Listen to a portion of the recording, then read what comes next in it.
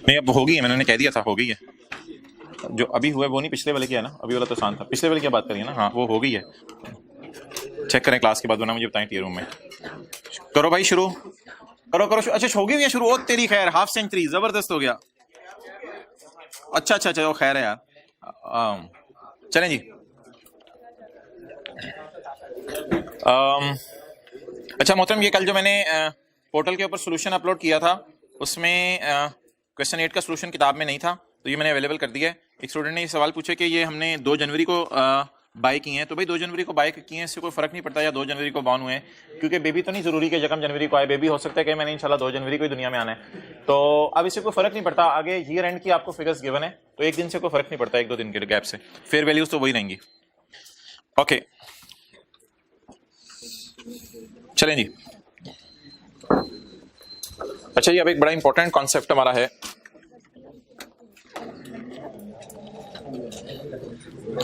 ये मैं आपको फिलहाल ना थ्योरी के बीच में से करवा रहा हूं, और पेज नंबर 691, पेज नंबर 691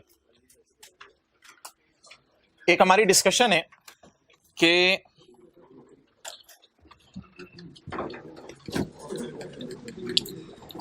हमने क्या करना होता है, fair value minus cost to sell. अब fair value minus cost to sell, मोहतरम आप जरा थोड़ा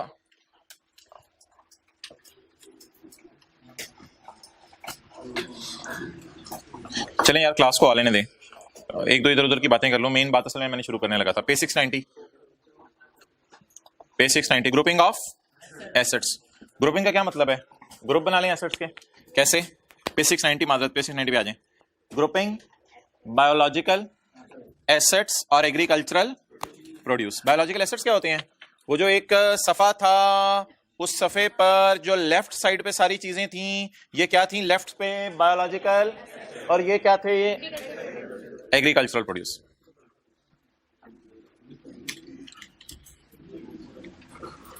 ग्रुपिंग बायोलॉजिकल एसेट और agricultural produce according to significant attributes. क्या मतलब? अब मोहतरम आपके पास 50 गाय हैं साल के एंड पे, अब ये तो नहीं कि एक एक गाय के पास किसी को लेके आएंगे और उसे कहेंगे यार इस गाय की क्या कीमत है, इस गाय की क्या कीमत है, इस गाय की क्या कीमत है, इस गाय की क्या कीमत है, फिर तो यही करते रहेंगे आप। उसका तरीका ये होगा, ग्रुपिंग कर लो। मिसाल के तौर पे 4 साल वाली सारी गाय साइड पे कर दो, 5 साल वाली सारी गाय साइड पे कर दो, बाकी बाकी आएंगे, बात मानिए। 5 साल वाली आ जाए, 5 साल वाली सारी गाय साइड पे आ जाएंगी। फिर पाकिस्तानी गाय अलग कर दें, ऑस्ट्रेलियन काउज आपने ली हुई अलग कर दें, इट्स अप टू यू, आप जैसे मर्जी ग्रुपिंग कर लें। लेकिन पागलों की तरह एक एक गाय की कीमत नहीं लगाने लग जाना कि 31 दिसंबर को हर गाय की जो है वो बॉडी के ऊपर आप लिख रहे हो ये इतने की है, ये इतने की है, ये इतने की है। नहीं, इस तरह नहीं करना, ग्रुपिंग कर लें। जितना ग्रुपिंग आसानी से हो सके करने की कोशिश करें। ग्रुपिंग बायोलॉजिकल एसेट्स और agricultural produce according to significant attribute such as age, such as quality. कुछ बीमार हैं, कुछ सेहतमंद है, उनको अलग कर लें, जैसे मर्जी कर लें। May help you to establish the fair value. सबकी फिर इकट्ठी फेयर वैल्यू निकालना आसान होगी, एक की भी पता चल गई, बाकियों की वही होगी।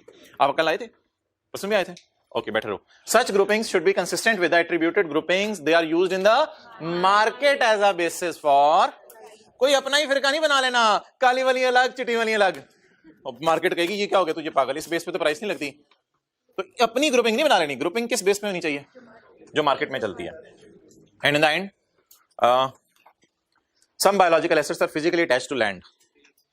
बिल्कुल ट्रीज आपने सही कहा, जमीन जो है वो होती है, ये देखें ये जमीन है, जमीन के ऊपर दरख्त है, जमीन भी मिट्टी दरख्त भी मिट्टी, और इसके ऊपर ये आगे।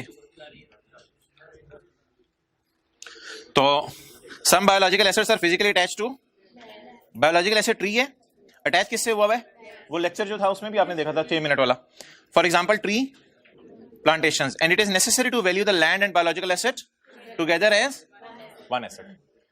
आपने किसी से बात की कि मोहतरम ये ना हमारा बाग है माल्टों का बाग है, और ये इंशाल्लाह या जामुनों का बाग है, और ये दरख्त जो है ना इंशाल्लाह 10 साल तक जामुन देते रहेंगे, तो मैं तो जा रहा हूँ यूरोप, और मैंने सोचा कबर भी उधर ही बनेगी, तो अब मैं क्या करूं यार, मैं ना लैंड एंड बिल्डिंग इकट्ठी बेच के जाना चाह रहा हूं। मैं लैंड एंड बिल्डिंग इकट्ठी बेच के जाना चाह रहा हूं। तो ऐसी सूरत के अंदर मोहतरम क्या होगा, लैंड एंड बिल्डिंग की इकट्ठी कीमत लगाएगा अगला बंदा। तो अगर मार्केट ही ऐसी है कि लैंड एंड बिल्डिंग की इकट्ठी कीमत लगती है, तो आप लगवा, सॉरी बिल्डिंग कहां से आ रही है यार बीच में, अगर मार्केट ही ऐसी है कि लैंड और प्लांट की इकट्ठी कीमत लगती है, बता दिया करें, अगर लैंड और प्लांट की इकट्ठी कीमत लगती है तो फिर इकट्ठी लगवा लें, लेकिन करीब करीब कहीं लैंड की कीमत भी लगवाएं जहां पे ऊपर प्लांट ना लगे हों। तो लैंड एंड प्लांट की कीमत इकट्ठी लगवा लें, बाद में से इसमें से क्या माइनस कर दें। चलें छोड़ें परे, एग्जांपल करते हैं फिर ये मैं बात करता हूं। A farmer wishing to value an apple orchard, सेबों का इसका बाग है। अगला सफा, in circumstances where there is no separate valuation for orchard from that of, अलग से लैंड की कीमत, जहां वो बाग है वहां लैंड और उसके ऊपर जो बाग है उसकी कीमत अलग से नहीं लग रही, on which it is grown, would value it on a combined fair value of land and orchard. Land and orchard की इकट्ठी फेयर वैल्यू निकाल लेगा, इन द एंड अंदाजा लगाएगा खाली लैंड कितने की होती है अगर इसके ऊपर एप्पल ना होते, उसको माइनस कर दे। क्या मतलब, अंदाजा किस तरह लगाएगा वो छोड़े, शुक्र है पेपर में वैल्यूज गिवन होंगी। An orchard has a total value of, total value का क्या मतलब है, लैंड की या उसके ऊपर प्लांट्स की भी, including land and Bagh. Fair value of the land is, शुक्र है पेपर में गिवन है, fair value of the land is, अब बाग की फेयर वैल्यू फिर क्या होगी। तो ऑर्चर्ड जिसको आप बायोलॉजिकल एसेट भी कह सकते हैं, बल्कि अच्छी बात होगी ऑर्चर्ड की जगह ट्रीज, बाग की जगह ट्रीज। तो ट्रीज की वैल्यू कितनी निकल आएगी, 6 million, because trees were attached with land. Okay जल्दी आना, कॉस्ट टू सेल की बातें करनी है कुछ। आया some biological assets are physically attached to, for example tree plantation, it is necessary to value the land and biological asset together, कई दफा इकट्ठा इनको वैल्यू करना पड़ता है as one asset, even though agricultural land is not within the scope of, क्योंकि land पे तो कौन सा स्टैंडर्ड लगता है, IS 16।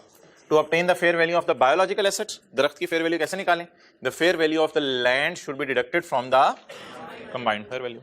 छोड़ें, हाँ यार मैं ये डिस्कशन करने लगा था पेज 691 के एंड पे, fair value minus cost to sell. Cost to sell की एग्जांपल्स मैं आपको देने लगा हूं,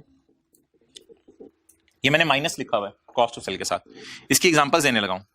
example number 1, government taxes, government taxes. Example number 2, commission to broker, commission to government taxes on sale, commission to broker. Number C, transportation, number C, transportation for taking to market for the purpose of sale. Number D, income tax, income tax. Number E, interest expense, interest expense. Okay इन सबको समझते हैं हम। Fair value है जी जानवर की 70, government 2, 1, 3, 4 and 6। मोहतरम ये देखिएगा जरा, मैं मोहतरम कहता हूं तो देख लिया करें प्लीज। 70 माइनस 3 कितना आ रहा है, 67। अच्छा यार अक्सर आपने देखा होगा स्टैंडर्ड्स के अंदर एक मिजाज होता है कि क्या क्या चीजें इंक्लूड करनी है, क्या क्या चीजें एक्सक्लूड करनी है। स्टैंडर्ड का एक मिजाज होता है। मिसाल के तौर पे आप एसी लेके आते थे, तो एसी लाने में आप क्या करते थे, एसी खरीद के लाते थे, ट्रांसपोर्टेशन इंस्टॉलेशन को इसकी कॉस्ट में डाल देते थे। लेकिन अगर रास्ते के अंदर कोई एक्सीडेंट हो गया है और कोई आप नुकसान कर रहे हैं किसी बंदे का, तो वो जो नुकसान भर के आए हैं उसको एसी की कॉस्ट में नहीं डालते थे। तो मुख्तलिफ चीजों को इंक्लूड करना होता है कैलकुलेशंस में और मुख्तलिफ चीजों को एक्सक्लूड करना होता है कैलकुलेशन में। अब हम थोड़ी सी जरा लॉजिक्स वगैरह समझेंगे। मैंने जानवर खरीदा हुआ है, उस जानवर की कीमत बाजार में है मिसाल के तौर पे 70,000 रुपए। उस जानवर की कीमत है बाजार में ₹1000। उस जानवर की कीमत है बाजार में 70,000 रुपए। कोई गाय है, अगर मैं गाय को बेचता हूं तो जो खरीदते हुए टैक्स दिया, अगर बेचूं, प्लीज बेचा नहीं है, ये बात याद रखिएगा। कॉस्ट टू सेल पहली क्लास से मैं बात कर रहा हूं। वो जो शीप्स वाली एग्जांपल थी और वूल वाली ना, वो आइडियल एग्जांपल थी। तो जल्दी से बैठ जाओ, बड़ी इंपॉर्टेंट बात होने लगी, सिर्फ ऊपर देखते रहो। अगर मैं आज जानवर को बेचूं तो सेल के मौके पे गवर्नमेंट को कितना टैक्स देना पड़ेगा हम मुझे, ये टैक्स होता है बेचने पे टैक्स, ये इनकम टैक्स नहीं है, ये कोई और टैक्स है। गवर्नमेंट ने टैक्स लगाया हुआ है, गवर्नमेंट ने लेवी लगाई हुई है, टैक्स लगाया हुआ है। जैसे प्रॉपर्टीज बेचते हैं तो उस वक्त कोई टैक्स देना पड़ता है, वो इनकम टैक्स नहीं होता। अच्छा हमारी इनकम पे टैक्स नहीं होता, ये जानवर के बेचने पे वैसे ही कोई टैक्स लगा हुआ है, हुकूमत ने लगाया हुआ, गवर्नमेंट टैक्स ऑन सेल।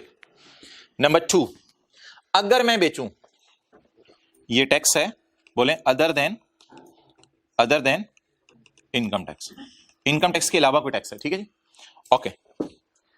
अगर मैं आज बेचूं जानवर को, तो जिस बंदे को मैं कहूंगा यार बिकवा दे, अच्छी प्राइस लगवा दे, वो कहते हैं तुझे मैं 70 तक बिकवा दूंगा, मैं 70 तक बिकवा देगा, चल तेरे लिए कुछ कमीशन, 1000 रुपया तेरा कमीशन, ये बंदे को देना पड़ेगा। और फिर ये सबसे इंपॉर्टेंट चीज है, transportation for taking to market. एक बात याद रखिएगा, एक और ट्रांसपोर्टेशन होती है, वो परचेज के वक्त होती है। वो क्या होती है? जानवर को बाजार से, जैसे आप घर में लाते हैं ईद के मौके पे, तो घर तक लाने का खर्चा वो अलग बात है, मैं भी घर लाने का खर्चा नहीं बात कर रहा। अब तो जानवर मेरे पास पड़ा हुआ है, अगर बाजार लेके जाऊं तो पिकअप वाला 3000 मांग रहा है, transportation for taking to market. ये आपको बड़ा अजीब सा लग रहा होगा, मैंने काट दिया, इसमें मैं बात करता हूं अभी, ये कॉस्ट टू सेल में नहीं लेना। इनकम टैक्स, इनकम टैक्स तो कभी भी कॉस्ट टू सेल में नहीं लेना। इनकम टैक्स जो बिजनेस का सारा होता है ना, वो पीबीटी के बाद माइनस होते हैं सीटीई डेबिट, सीटीपी क्रेडिट। सारी बात है, जानवर बिकेगा, जानवर बिके, अगर महंगा बिक गया तो कोई ना कोई गेन आएगा, जो गेन आएगा उस पर टैक्स वाले टैक्स मांगेंगे, जब टैक्स वाले टैक्स मांगेंगे तो वो सीटीई डेबिट, सीटीपी क्रेडिट वाली एंट्री में होगा और वो पीबीटी के नीचे कहीं जाके नजर आएगा। तो इसकी लॉजिक भी मैंने आपको बता दी। उसके बाद इंटरेस्ट। अच्छा, इंटरेस्ट पता है क्या है? फर्ज करें आपको ये वाले खर्चे करने के लिए ना लोन लेना पड़ गया, ये वाले खर्चे, गवर्नमेंट टैक्सेस हैं, कमीशन टू ब्रोकर है, ये वाले खर्चे करने के लिए क्या लेना पड़ गया, और उस लोन पे क्या आपने पे किया, तो इंटरेस्ट एक्सपेंस भी खर्चे के तौर पे माने, क्योंकि इंटरेस्ट एक्सपेंस आपको पता है बिजनेस में कहां आते हैं, फाइनेंस कॉस्ट में आते हैं, फाइनेंस कॉस्ट में आते हैं, कॉस्ट टू सेल का पार्ट नहीं है। तो ये दो बातें तो बड़ी लॉजिकल सी हैं कि ये खर्चे कहां जाते हैं हमारे बिजनेस के, फाइनेंस, एक तो जगह बना देना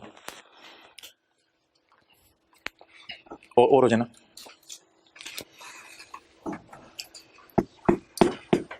अच्छा, ये खर्चे हमारे कहां जाते हैं, फाइनेंस कॉस्ट में बिजनेस की, और ये खर्चे कहां जाते हैं, इनकम टैक्स में।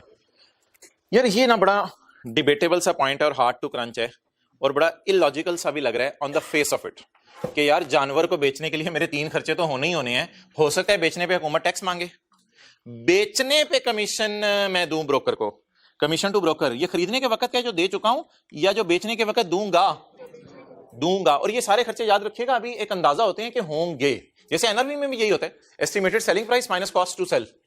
अच्छा, अब कॉस्ट टू सेल में क्या क्या चीजें आनी है, क्या क्या चीजें नहीं आनी, हमारी उस पर बहस चल रही है। इसमें आखिरी बहस जो हमारी चल रही थी वो किस पे चल रही थी, ट्रांसपोर्टेशन पे। तो मोहतरम, ट्रांसपोर्टेशन के ऊपर 2 राय थी। कुछ लोगों ने ये कहा कि ट्रांसपोर्टेशन को जो है वो आप क्या करो, ट्रांसपोर्टेशन को आप माइनस किया करो, क्योंकि ये नेसेसरी खर्चा है। जाहिर बात है, चीज को बाजार में लेके जाना है और बाजार में बेचना है। लेकिन इसमें ना थोड़ा सा राय ये थी कि कुछ लोग गुजरांवाला जाके बेचते हैं, कुछ जाके कराची बेचते हैं, कुछ जाके दूसरे मुल्क में बेचने को तैयार हो जाते हैं। तो इस चीज को लोग मिस यूज बड़ा कर रहे थे और उसकी वजह से अकाउंटिंग मेयर्स हमारी हिल जाती थी। और सेकेंडली, कुछ मुल्कों में ऐसा हो रहा था कि फेयर वैल्यूज उन मुल्कों में ना given in net of transportation दी होती थी। यानी कुछ मुल्कों में बाजार में जब कीमत लगवाने जाते थे ना, तो वो कहते थे इतने का है, रास्ते में इतने का पड़ेगा, तो नेट कर करके इतने का फेयर वैल्यू हमारी पड़ जाएगी। तो देयर इज ए काफी स्टैंडर्ड के अंदर एक पार्ट है जो मैंने पार्ट आपको कहा हुआ है, नहीं देखना, पार्ट सी। पार्ट सी में की हेडिंग है बेसिस ऑफ कंक्लूजन, यानी स्टैंडर्ड सेटिंग बॉडी जिस कंक्लूजन पे पहुंची उसकी बेसिस और लॉजिक क्या है। वो बेसिस और लॉजिक तकरीबन एक सफे की तकरीबन या 4, 5, 6, 10 लाइनों की मेरे ख्याल से मैं देख रहा था लिखी हुई है इसके बारे में कि क्यों हम इस नतीजे पे पहुंचे। उसकी हल्की फुल्की मैंने बहस आपसे कर ली है। पसंद आए बहस अच्छी बात है, ना पसंद आए कोई मसला नहीं, इग्नोर कर दें। पेपर पॉइंट ऑफ व्यू से बस याद रख लें, लॉजिक्स तो हमारे सिलेबस में है नहीं, पेपर पॉइंट ऑफ व्यू से याद रख लें, ट्रांसपोर्टेशन दिल चाह रहा होता है माइनस करने का, लेकिन माइनस नहीं करनी। जरा इसको 1 मिनट स्टैंडर्ड से भी पढ़ते चलें। कॉस्ट टू सेल, बोले cost to sell, include commission, to broker and levies to regulators, वही गवर्नमेंट टैक्सेस, अगेन वही transfer taxes and duties. These exclude interest expense and these include note. Cost to sell will not include to take animal to market for, मैं नीचे वाला note करने दूंगा, अभी सब्र करो, अभी मैं ऊपर पढ़ रहा था, समझ आ गई। और फेयर वैल्यू क्या होती है, fair value is coated price in active market में जो भी प्राइस लगी हुई है चीज की। नोट को छोड़ें अभी, अब आप हजरात ये नोट कर लें। तो what is the fair value minus cost to sell of my asset, 70 और 70 माइनस 3, 70 माइनस 3, 67। तो 2 चीजें तो आसान हो गई, बल्कि 3 चीजें इधर ही याद कर लें, इनकम टैक्स, इंटरेस्ट एक्सपेंस और एक अजीब सी चीज ट्रांसपोर्टेशन। चलें जी, ओवर। पास पेपर का सवाल मैंने आपको कहा था कराने, पास पेपर का सवाल शुरू करते हैं। एक बार याद रखिएगा बार बार, ये जानवर हमारे पास पड़ा हुआ है या बाजार में बेच दिया मैंने, पड़ा हुआ है। अगर बेचूं तो हुकूमत कितना ट्रांसफर टैक्स मांगेगी, अगर बेचूं तो ब्रोकर कितना कमीशन मांगेगा, अगर बेचूं तो रिक्शे वाला कितने पैसे मांगेगा, अगर बेचूं तो बेचने पे गेन पे एफबीआर को कितना टैक्स जमा कराना पड़ेगा, अगर ये खर्चे मेरे पास नहीं है और ये खर्चे पूरा करने के लिए मैंने बैंक से लोन ले लिया और फिर लोन पे इंटरेस्ट दिया 6, तो ये सारे खर्चे हवाई खर्चे हैं या हो चुके हैं, हवाई खर्चे हैं, लेकिन ऑब्वियसली इनको कैलकुलेशंस में हम लेते हैं। बहुत सी जगह में ना अकाउंटिंग में आप देखें एस्टीमेट्स होते हैं, जैसे प्रोविजन फॉर डाउटफुल डेट है, प्रोविजन फॉर वारंटी है, इट इज एन एस्टीमेट, वो रिस्क कर देते हैं, हाँ कोई मसला नहीं। अच्छा जी, सवाल शुरू करें। पास पेपर का क्वेश्चन नंबर 1 703, पास पेपर क्वेश्चन नंबर 1।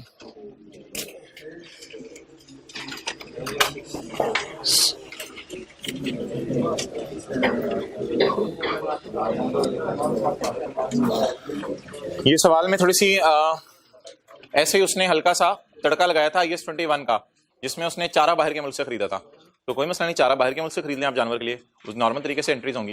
तो बहरहाल मैं फिलहाल सवाल में यहां से यहां तक और यहां से यहां तक सवाल में इग्नोर कर रहा हूं, क्योंकि ये IS 21 है। पहले मैं जरा IS 41 का सवाल आपको करवाने लगा हूं। ये डेटा IS 21 का है। अब बच्चे अक्सर कहते हैं दो स्टैंडर्ड मिक्स हो गए, और मिक्स क्या हुआ, ये अलग सवाल है, ये अलग सवाल है, समझ लो। Rocky road limited has a stock of 2000 cows on, कल वाली क्लासें ली हुई हैं, सारी बातें याद हैं। अब बता दें जी। अच्छा हाँ, कल वाली क्लास तो ली हुई है, लेकिन बिल्कुल, लेकिन आपने सही फरमाया, लेकिन कल वाली क्लास में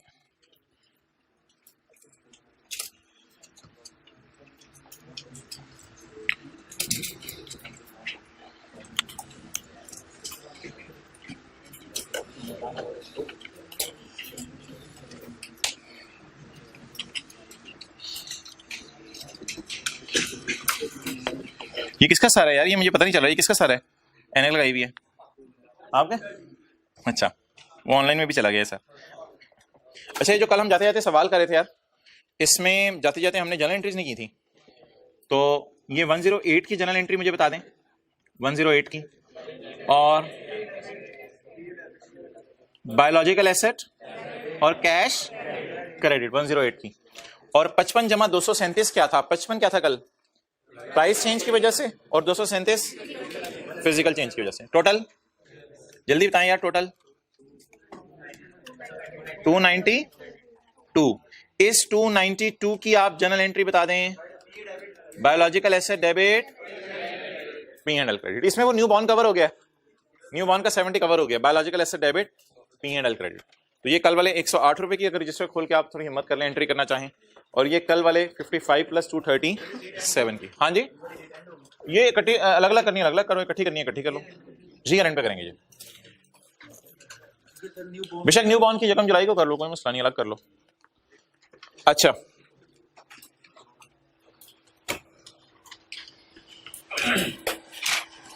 चलें जी,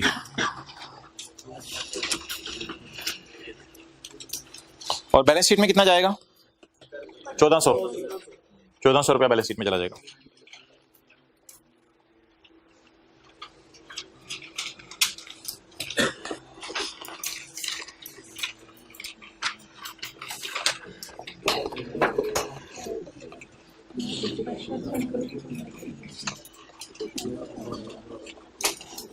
हाँ जी, past paper question 1 page number 706। Rocky road limited had a stock of 2000 cows on 1 January 2019। हमने क्या करनी है? Journal entries.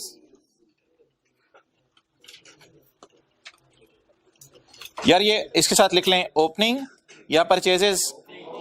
Had a stock on 1 January 19 का क्या मतलब है? ओपनिंग। ऑन 1 मई, जनवरी, फरवरी, मार्च, अप्रैल तक रशीद के पास कितनी गायें थी? रुखसाना ने कहा रशीद थोड़ी और, रशीद ने कहा नहीं, रुखसाना ने कहा वेखी जाएगी, मैं जेवर बेचने को तैयार हूं, तू गां ले। ऑन 1 मई 2019 RRL परचेज्ड 750 गां at a fair value of 56,000 पर गां। Further rupees 2 million were paid to transport the गां टू द फॉर्म लाने का खर्चा, हमारे फार्म हाउस में लाने का, ये ट्रांसपोर्टेशन इन वाली है, आउट वाली नहीं है। ओके, फॉलोइंग फेयर वैल्यूज पर काउ आर अवेलेबल। यार आप कह रहे होंगे ये भी एवरेज लिखा हुआ है, ये भी एवरेज लिखा हुआ है, तो ये क्या चाहता है यार, ये ऊपर वाला एवरेज इस कॉन्टेक्स्ट में है कि असल में 2-3 जानवर होते हैं, एक 50 का होता है, एक 50,200 का होता है, एक 200 रुपये फर्क होता है, तो उनकी एवरेज से ले लिया। लेकिन ये एवरेज हमारे काम की बिल्कुल नहीं है। एक्सचेंज रेट्स में भी आपको याद होगा हम एवरेज रेट यूज करते थे, लेकिन एवरेज रेट एक्सचेंज रेट में सिर्फ तब यूज करते थे जब इंटरेस्ट एक्सपेंस और इनकम आता था। ठीक है, जब इंटरेस्ट एक्सपेंस और इनकम आता था। पता नहीं एवरेज रेट क्यों दी है आज के सवालों में, तो इंटरेस्ट एक्सपेंस और इनकम भी नहीं आना। तो एवरेज रेट इसी तरह आज मैं आपको बता रहा हूं जानवरों में भी इग्नोर करना है। हमें स्पॉट रेट चाहिए। आज जानवर कितने का है, यकम जनवरी 19 को, यकम मई 19 को जानवर कितने का है, 31 दिसंबर 19 को जानवर कितने का है, हमें ये प्राइसेस चाहिए होती हैं। ओके, ये तो वैसे हमने डिस्कस नहीं करना था, मैंने ऐसे ही समझने के लिए बहरहाल काट दिया कि उस स्टैंडर्ड में भी IAS 21 में भी एक्सचेंज रेट एवरेज इग्नोर करते थे अनलेस के इंटरेस्ट एक्सपेंस और इनकम होता। ओके ले जी, सवाल खत्म हो गया। हमारे सिर्फ ओपनिंग गाइस हैं और हमने क्या किए हैं, परचेज किए हैं। ऑक्शनियर कौन होगा, dealer. Auctioneer charges are 2% commission on fair value from, ये अच्छा जब हम बाय करने जाएंगे चीजें तब हमें ये कमीशन देना पड़ेगा। जब हम बाय करने जाएंगे फिर तो सेलर कोई और होगा। तो जिस जगह ये है, जिस भी मुल्क में, ये जिस मुल्क का सवाल है, मुझे नहीं पता किस मुल्क से सवाल है, जिस मुल्क में भी ये सवाल चल रहा है इस वक्त। एक और बात आपसे कर दूं, IAS 12 में भी ना कुछ लोग रूल लगाते हैं जो टैक्स की किताब में पढ़े हुए हैं। वो टैक्स की किताब में जो पढ़े हुए रूल हैं, FBR जो CAF 2 टैक्स प्रैक्टिसेस का पेपर है, उसके रूल ना लगाया करें प्लीज आप IAS 12 में, क्योंकि IAS 12 में हमें नहीं पता किस दुनिया के टैक्स लॉज उठा के वो हमें दे रहा है। तो इसलिए पता नहीं किस मुल्क से उसने सवाल उठाया। बहरहाल जिस मुल्क से भी सवाल उठाया उस मुल्क में ये जो गाय वगैरह बेचने पे कमीशन है, ये देना किसकी जिम्मेदारी होती है, सेलर की, बायर की। तो मैंने आपसे जो सवाल पूछा था मैं रिपीट करता हूं, अगर आज मैं बाय करने जाता हूं, जैसे कि मैंने ये बाय की है गाइस बाय की है मैंने 750 गाइस बाय की है ना, तो ये जो 750 गायें मैंने बाय की हैं, इस वक्त मैंने बाय करते हुए बीइंग अ बायर कमीशन दिया होगा या उस वक्त सेलर ने कमीशन दिया होगा। तो मंडी में जो बंदा, मंडी ज़हन में लेके आए, मंडी में जो बंदा बेच रहा होगा गाय, उसने कमीशन दिया होगा, तो मैंने नहीं कमीशन दिया। लेकिन माना कि ये मैंने गाय खरीदते भी नहीं दिया, लेकिन एक चीज मुझे पता होनी चाहिए, कल कला को अगर मैं बेचूं तो मुझे ये देना पड़ सकता है, और थोड़ी देर पहले पड़ा है, ये कॉस्ट टू सेल होती है, तो ये मेरी कॉस्ट टू सेल में जाएगा। आगे चलें। Further there is a government levy of at the time of purchase and 4% at the time of sale. खरीदने के वक्त भी हुकूमत टैक्स मांगती है, तो खरीदने के वक्त भी हमें देना पड़ेगा, और कल कला को अगर बेचें, अब गवर्नमेंट ने अपना डंडा जो है वो छिक के रखा हुआ है, वो खरीदने वाले से भी कहती है टैक्स दो और बेचने वाले से भी कहती है टैक्स दो। अच्छा जी, अब मोहतरम ट्रांसपोर्टेशन थोड़ी वक्री सी चीज है, मुझे बता दें मैंने क्या कहा था। ट्रांसपोर्टेशन तो अजीब सी चीज है ना, ट्रांसपोर्टेशन नहीं, मैं जरा इस पे ना एक आपसे डिस्कशन करने लगा हूं, जो कि डिस्कशन हमारी रेलिवेंट होगी, डिस्कशन रेलिवेंट होगी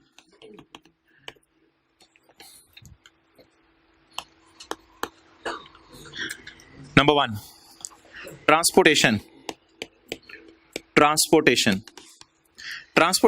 वैसे मुझे बता दें स्टैंडर्ड को साइड पे रख के कि ट्रांसपोर्टेशन कितने मौके पे की जा सकती है।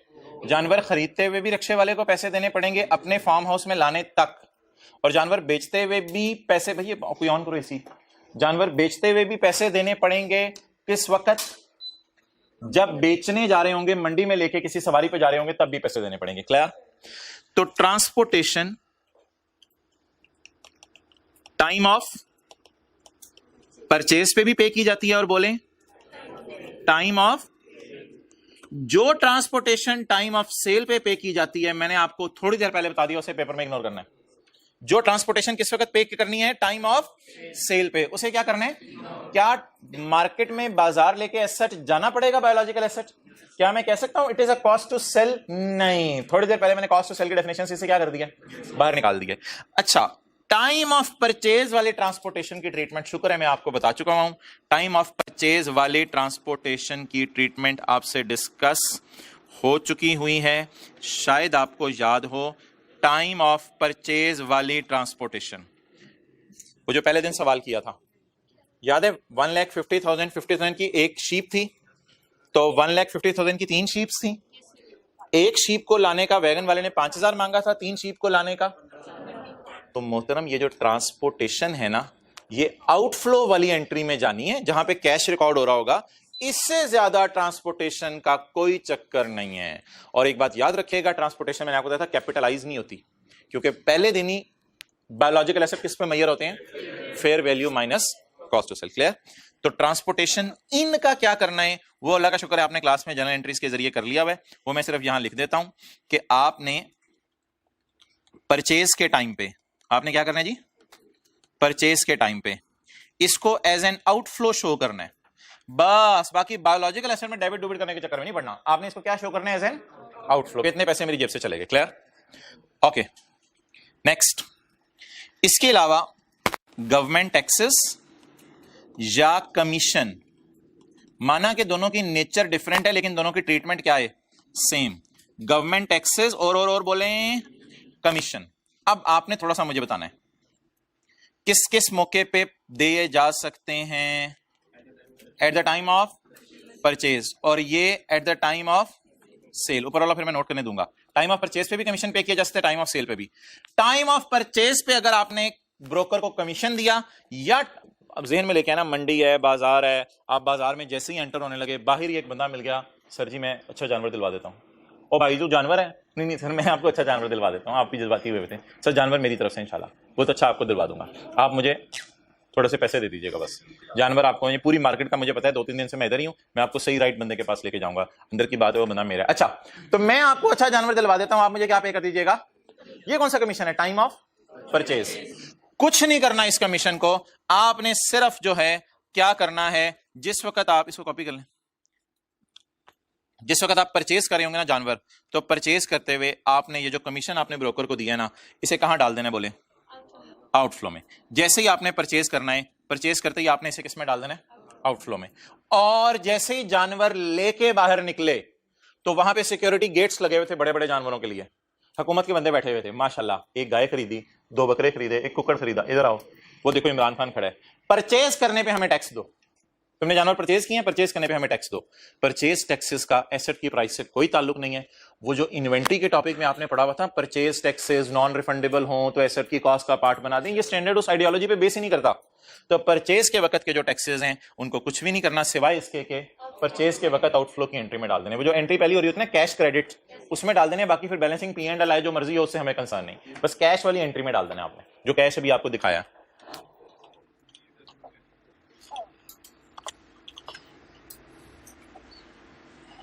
ये वाला वो जो पहली एंट्री में कैश क्रेडिट करना है उसमें दिखा देना। अच्छा अब मेरा सवाल यह है मोहतरम कि चाहे बायोलॉजिकल एसेट हम खरीदें, चाहे बायोलॉजिकल एसेट बॉर्न हो, चाहे बायोलॉजिकल एसेट जो है साल के एंड पे मोटा महंगा हो, हमेशा निकालनी पड़ती है फेयर वैल्यू माइनस। ये शीप्स वाला सवाल हमने किया था, आपको याद होगा। तो कॉस्ट टू सेल में आपको पता है, शुक्र है ये ट्रीटमेंट भी मैं पढ़ा चुका हूं, कॉस्ट टू सेल के अंदर होने वाला कमीशन अगर सेल आप कर देते तो वो ये है, और अगर बेच देते तो हुकूमत दोबारा आपसे टैक्स मांगेगी, तो वो ये है। क्लियर? तो इसका ट्रीटमेंट आप मुझे खुद ही बता दें। इसका ट्रीटमेंट थोड़ी देर पहले मैंने आपको दिखा भी दिया है, किधर है ये, टाइम ऑफ सेल के ऊपर जो मैं कमीशन पे करूंगा, याद रखिएगा टाइम ऑफ सेल पे करूंगा, अभी हुआ नहीं। जो टाइम ऑफ सेल का कमीशन होगा, जो टाइम ऑफ सेल का गवर्नमेंट टैक्स और जो टाइम ऑफ सेल का कमीशन होगा, उसे बोलें क्या करूं मैं, कॉस्ट टू सेल का पार्ट बनाऊं। बोले बोले बोले कॉस्ट टू सेल का पार्ट बनाऊं। क्लियर? बस इट्स ओवर। अब ये नोट कर लें, पहले ट्रांसपोर्टेशन नोट कर लें। ये किताब पे शुरू में 1-2 सफा खाली होता है हर जगह।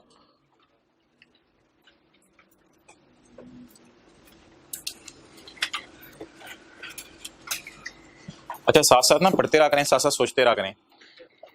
ये तो आपने ना इग्नोर इन क्वेश्चन, पूरे सवाल में इग्नोर कर देना है, इग्नोर इन होल क्वेश्चन, पूरे सवाल में से कुछ भी नहीं करना जी। जैसे ही आप जानवर खरीदने गए तो जानवर आपने खरीदा, खरीद के रिक्शे वाले को कहा यार जानवर मेरे प्रेमिसेस तक ले जाओ, तो जो रिक्शे वाले ने पैसे मांगे उससे आप कैश क्रेडिट कर दें, बस कैश क्रेडिट करके आप रिलैक्स हो जाएं, पहली एंट्री बाकी खुद ही टैली हो जाएगी। इसके अलावा अगर आपके पास जानवर पड़े और वो आप बाजार बेचने जा रहे हैं और कोई ट्रांसपोर्टेशन दे दें, उसे कुछ लोगों की राय थी कंसिडर करें, कुछ की इग्नोर, स्टैंडर्ड ने कहा इग्नोर कर दें। टाइम ऑफ सेल, हुकूमत को टैक्स पे कर रहे हैं या ब्रोकर को क्या पे कर रहे हैं, कमीशन। अगर खरीदते हुए पे कर रहे हैं तो आप उसी तरह कैश वाली एंट्री का पार्ट बना दें, और अगर आप बेचते हुए करेंगे तो फिर आप उसे कॉस्ट टू सेल की वर्किंग का पार्ट बना दें, बनाऊंगा कॉस्ट टू सेल की वर्किंग का। ओके, अब जी हमारे सवाल की तरफ वापस आते हैं जी।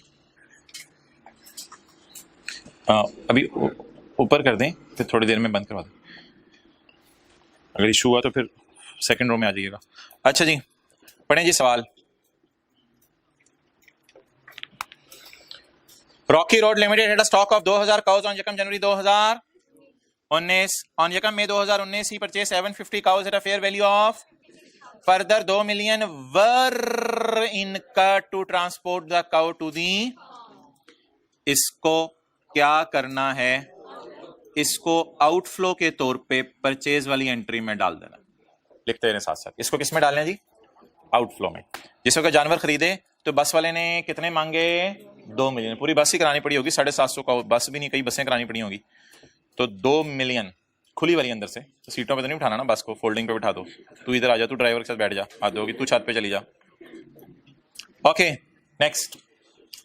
वैसे आप तो होंगे तो पैदल ही लाएंगे काउस को, कोई नहीं यार हिम्मत करो, 8-10 दिन लगेंगे, पहुंच जाएंगे इंशाल्लाह। 2 मिलियन मेरा बच जाए। अच्छा नेक्स्ट यार, अगर ये मुल्क जिससे ये सवाल लिया गया है, वहां कमीशन जानवर के बेचने पे कौन पे कर रहा है, सेलर या बायर? अब आप सोचें, जब मैं जानवर खरीदने जाऊंगा तो मैं, ओ भाई इधर देख, जब मैं जानवर खरीदने जाऊंगा तो मैं सेलर हूंगा या बायर? बायर हूंगा। क्या उस वक्त मैं ये कमीशन पे करूंगा? तो क्या ये कमीशन टाइम ऑफ परचेज वाला है? नो। तो फिर ये कौन सा कमीशन है जो पे कर दिया या करना पड़ेगा? कब करना पड़ेगा? अब बता दें ये टाइम ऑफ, तो इस कमीशन की क्या ट्रीटमेंट है? कॉस्ट टू सेल का इंशाल्लाह जब वर्किंग करेंगे तो 2% को सीटीएस का पार्ट बना लेंगे। कॉस्ट टू सेल का एक वर्किंग हमारी होती है ना, fair value minus cost to sell, उस वर्किंग में ले देंगे। Further there is a government levy of 3% at time of and 4% at time of sale. Government levy at time of, उसको कैश वाली एंट्री में डालेंगे जो पहले करेंगे, और government tax at the time of, उसको क्या करेंगे? अच्छा एक बात बताइएगा यार, मैंने परचेज कर ली है 750 काउस, ये वाली 750, ये जो मैंने 750 काउस परचेज कर ली हैं, तो क्या ये 750 काउस परचेज करते हुए मैंने ट्रांसपोर्टेशन पे कर दी होगी? एक्सेलेंट, क्योंकि फार्म हाउस में ला रहा हूं ना। क्या मैंने ये परचेज करते हुए हुकूमत को 3% टैक्स परचेज कर दिया होगा?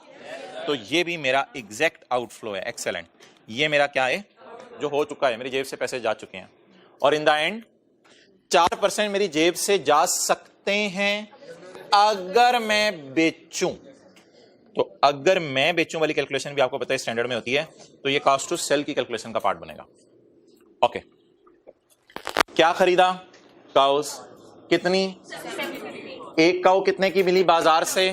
50। मेरे प्रेमिसेस तक लाने का कितना खर्चा पड़ा? इस 2 मिलियन को कैश की जनरल एंट्री में डाल दूंगा। नेक्स्ट, खरीदते हुए मैंने कमीशन पे नहीं किया ब्रोकर को, क्योंकि मार्केट में सिर्फ सेलर से कमीशन लिया जाता है। लेकिन अगर आज मैं अपना जानवर बेच लूं तो मुझे ये कमीशन पे करना पड़ सकता है। ये खर्चा हो गया है या होगा? तो इसलिए इसको भी आउटफ्लो में ना डालें, कॉस्ट टू सेल वाली कैलकुलेशन में डाल दें। गवर्नमेंट को मैंने 3% टैक्स इन 750 काउस पे दे दिया है या दूंगा? दे दिया है। इसी तरह ये जो फेयर वैल्यू सेल के ऊपर जब मैंने टैक्स देना है 4% का, तो ये मैंने दे दिया है या दूंगा? तो इसको किस कैलकुलेशन का पार्ट बनाए? Cost to sell. ओके, और ऑब्वियसली आपको याद होगा ये हमने पहला सवाल जो शीप्स वाला किया था, उसमें कॉस्ट टू सेल की कैलकुलेशन का पार्ट बनाया था, कमीशन को और गवर्नमेंट टैक्सेस को।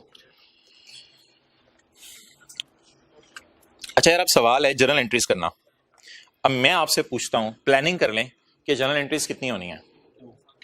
प्लानिंग कर लें जनरल एंट्रीज कितनी होनी है। चलो यार छोड़ो, ये ना आप लोग ना, मैं आपको सच्ची बात बताऊं और अंदर की, आप लोग ना इस सवाल को हमेशा से अंडर एस्टिमेट कर रहे हैं।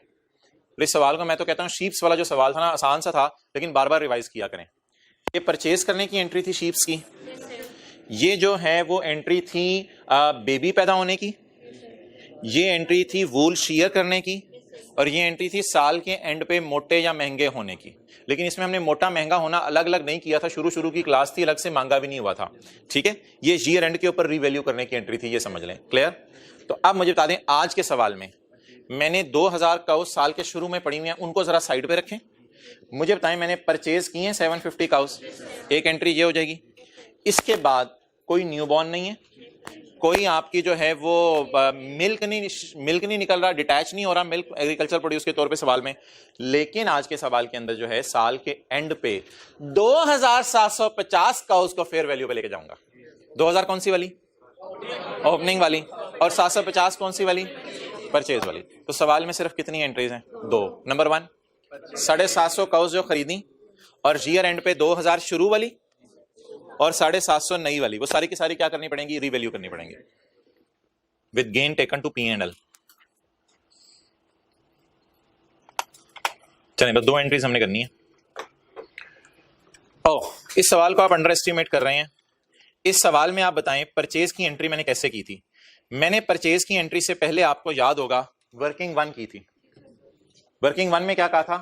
बायोलॉजिकल एसेट की fair value minus cost to sell निकालें। पहले वर्किंग 1 की थी। इसके बाद मैंने क्या किया था? कैश जहां जहां जिस को रास्ते में पे किया, चाहे गाय खरीदने वाले को पे किया, चाहे ट्रांसपोर्टेशन वाले को पे किया, चाहे ब्रोकर को कमीशन पे कर दिया, या चाहे गवर्नमेंट को टैक्स पे कर दिया, वो सारा जो पे किया वो यहां डाल दिया था। बैलेंसिंग फिगर P&L आ गई थी। तो अब मैं वर्किंग 1 करूंगा 750 काउस के लिए, और फिर मैं जो है ये वाली जनरल एंट्री करूंगा आपके सामने। तो वर्किंग 1 और ये वाली जनरल एंट्री कर लेते हैं। ओके, वर्किंग 1 जी।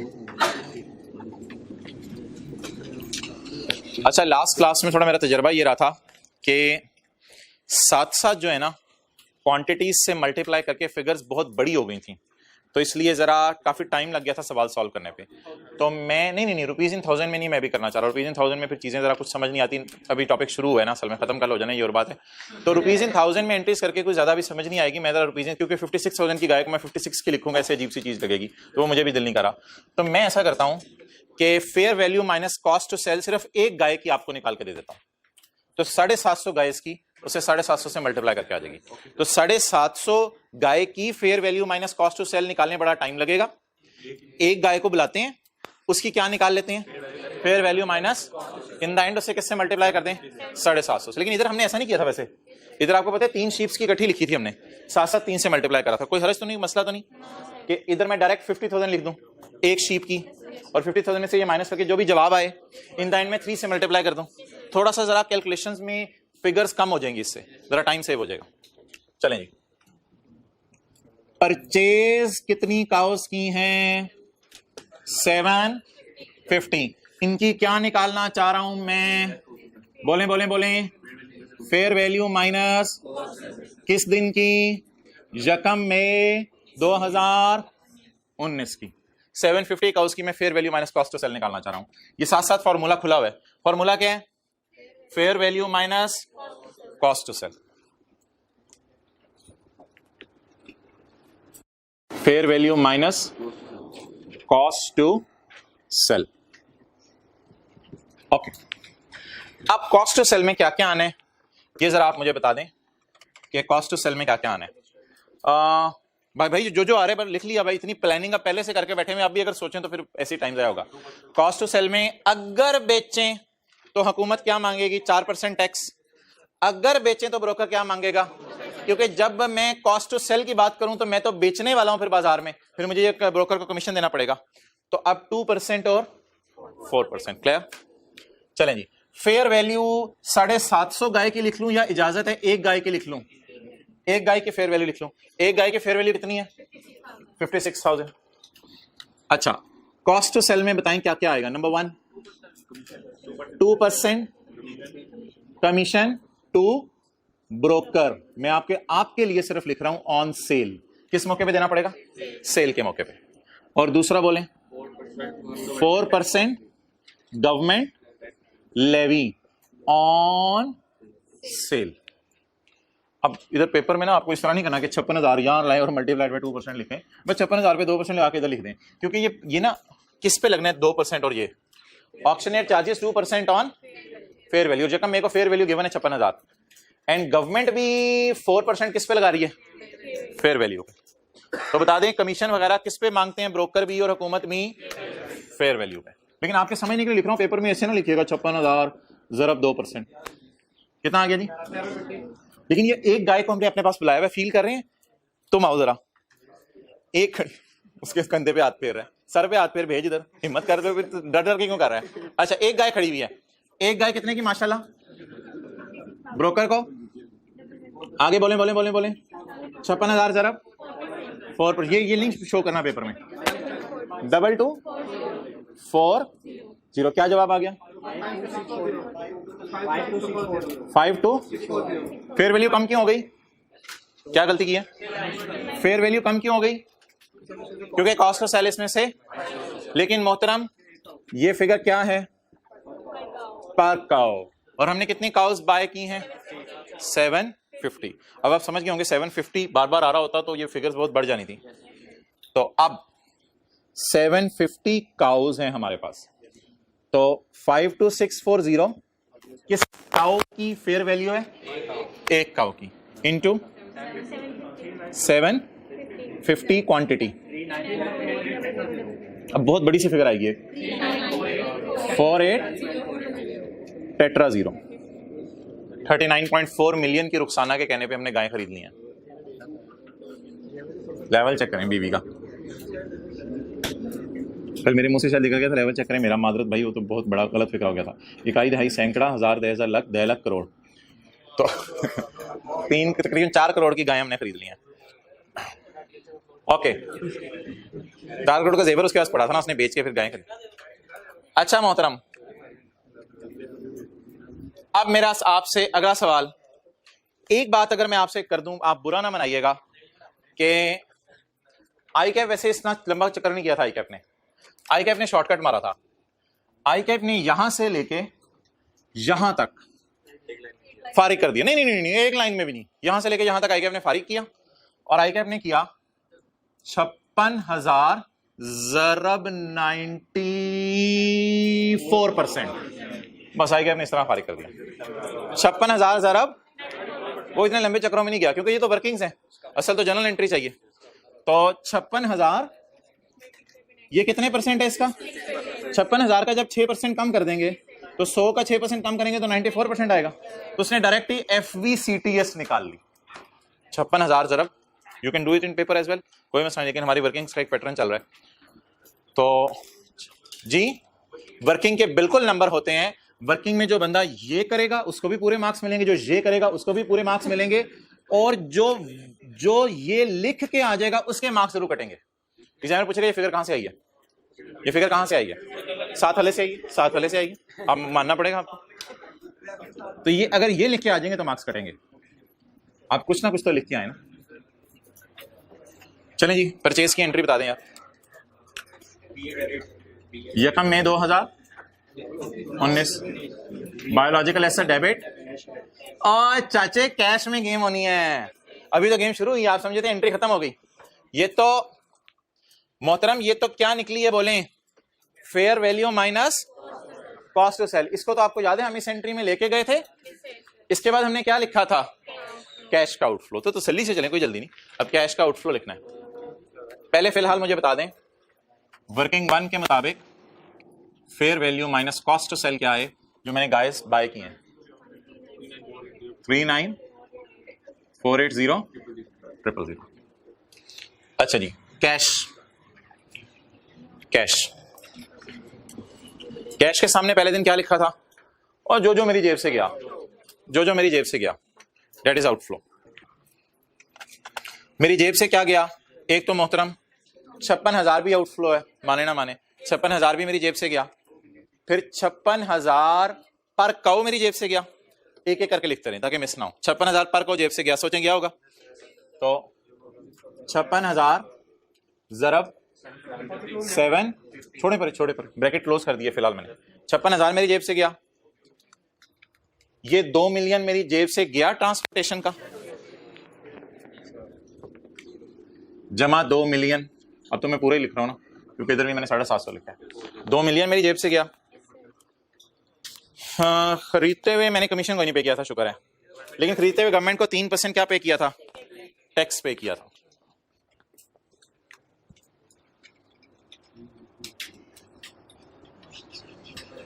हाँ जी, गवर्नमेंट को जो टैक्स पे किया था 3%, वो कैसे निकलेगा? हिम्मत करें, हिम्मत करें। ना ना ना ना, ट्रांसपोर्टेशन नहीं लेनी है बीच में, गवर्नमेंट टैक्स इस पे मांगेगी। तो जरा 56,000 तरफ 750 बता दें क्या आया है? 42 million. What is 42 million? Fair value. ये भी मेरा आउटफ्लो है, प्लस 2 मिलियन। ये क्या है बोले? ट्रांसपो। मैंने माना ₹20,000 में सवाल हो सकता है। प्लस बोले तो बहुत ही दूर जा रहा है, 39480000 प्लस इसका 3%, इसके 3% लेंगे ना, 12600000 12600000। अब एक मिनट, बड़ी ब्रैकेट लगा के ना इसको एक दफा क्लोज कर दें। अच्छा, my first question, what is this? ये कौन सा आउटफ्लो है? जो वो आपने मंडी में बंदे को दिया था, देहाती बंदे को जो गाय लेके आया हुआ था अपने इलाके से। ये 2 मिलियन क्या है? जो आपने 4-5-6 बसें कराई 750 काउज लाने के लिए, ये किसको पे किए? अब आपको परेशान होने की जरूरत नहीं, डेबिट क्रेडिट टैली नहीं होगा, और इंशाल्लाह होगा भी नहीं डेबिट क्रेडिट टैली। ना हुआ तो कोई मसला नहीं, उसको कहां डाल देंगे, क्योंकि डेबिट में कोई और कैलकुलेशंस हो रही हैं, क्रेडिट में कोई और कैलकुलेशंस हो रही हैं। 45000000। अच्छा जी, balancing figure will go to P&L। अच्छा, इसे पता है क्या कहते हैं? इसे कहते हैं, ये ऐसा स्टैंडर्ड है जिसमें इनिशियल रिकॉग्निशन पे लॉस आ जाता है। किस पे लॉस आ जाता है? इनिशियल रिकॉग्निशन पे लॉस आ जाता है। 57000000। क्लियर?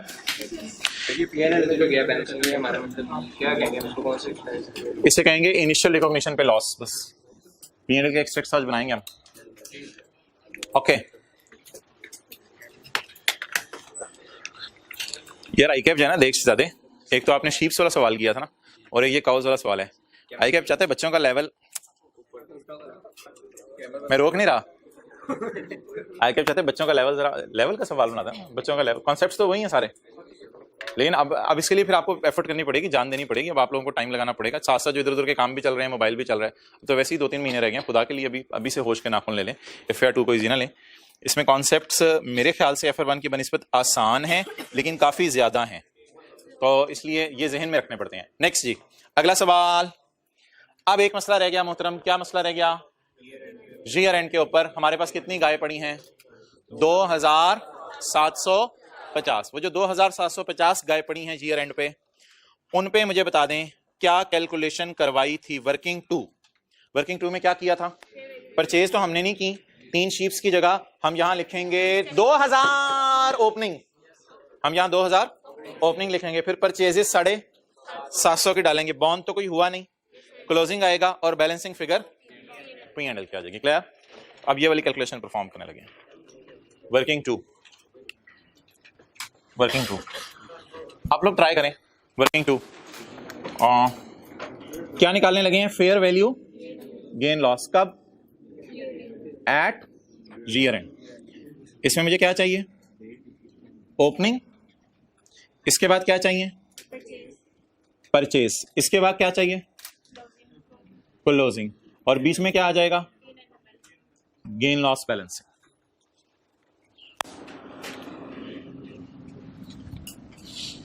इसमें ना जो भी आपने कैलकुलेशन करनी हो पर गाय करें, इन द एंड गाय से मल्टीप्लाई करते हैं, पर गाय करें कैलकुलेशन।